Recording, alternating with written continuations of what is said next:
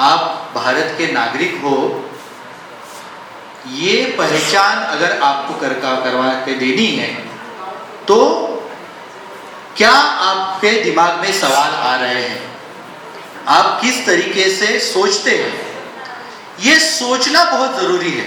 ये ध्यान में रखो। संविधान प्रचारक बनना मतलब सिर्फ जो बातें हैं वो लोगों तक लेके जाना इतना काफी नहीं है। तो सबसे पहले नागरिक बनना है, जो हमने लिखा है वहां, आपने अगर देखा होगा, संविधान प्रचारक, ये जो लोगों की ये जो मूवमेंट है, ये भारत और भारत के नागरिक को तैयार करने वाली, मतलब मराठी में हमने लिखा है कि घडण्याची लोक चळवळ, बनने की मूवमेंट है ये हम नहीं कह रहे कि हम आपको भारत के नागरिक बनाएंगे, हम कह रहे कि हम भी बनेंगे इसमें, हम भी पूरे नागरिक नहीं बने हैं, तो हम भी इसमें नागरिक बनेंगे और भारत को भी एक अच्छा, हम भारत को भी अच्छी तरीके से बनाएंगे। और बनाने के लिए हमको नागरिक बनना बहुत जरूरी है। ये सवाल तो है ही जो अभी हमको हमारे सरकार ने हमारे सामने रखा है कि आप प्रूव करो कि आप भारत के नागरिक हो। और इस सवाल को बहुत सोचना चाहिए, इसके ऊपर काम करना चाहिए।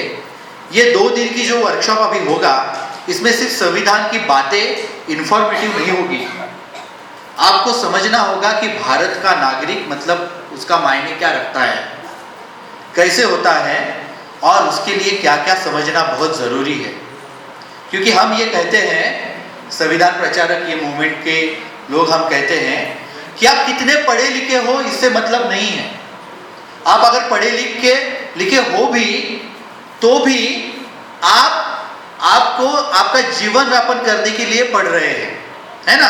मतलब आप जो पढ़ेंगे, कोई खेती करेगा, कोई नौकरी करेगा, कोई बिजनेस खोलेगा और उससे पैसे कमाएंगे और आपका जीवन चलाएंगे।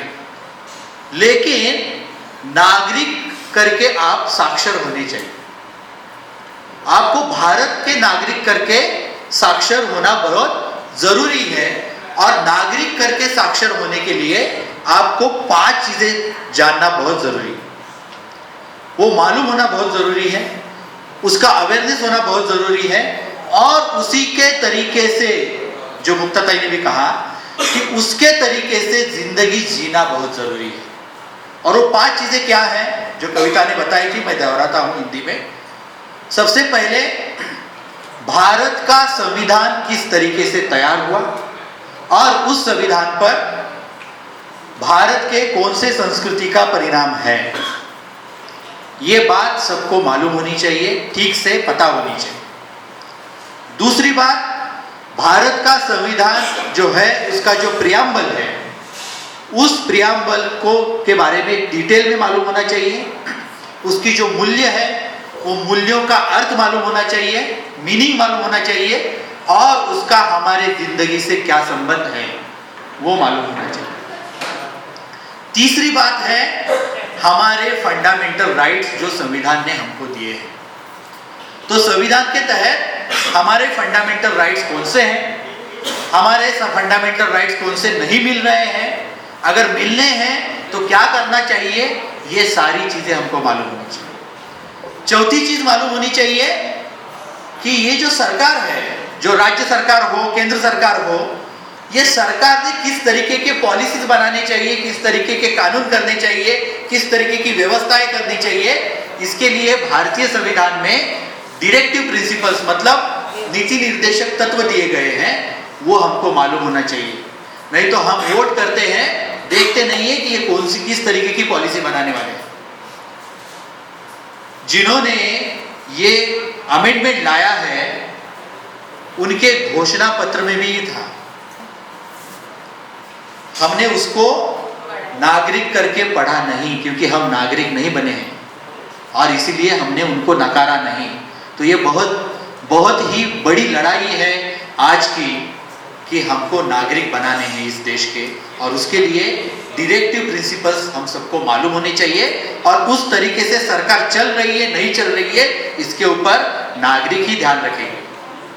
और 5वीं चीज महत्वपूर्ण है, वो है भारत के नागरिक होते हुए हमारी क्या कर्तव्य है, हमारी रिस्पॉन्सिबिलिटीज क्या है। ये 5 चीजें आपको मालूम होनी चाहिए, इसके बारे में आप अवेयर होने चाहिए और अपने जिंदगी के सारे डिसीजंस इसके आधार पर आपने लेने चाहिए। और ये इसके लिए आपको वकील होने की जरूरत नहीं है, आपको लॉ पढ़ने की जरूरत नहीं है। आप इस भारत के नागरिक हो, आपको ये मालूम होना चाहिए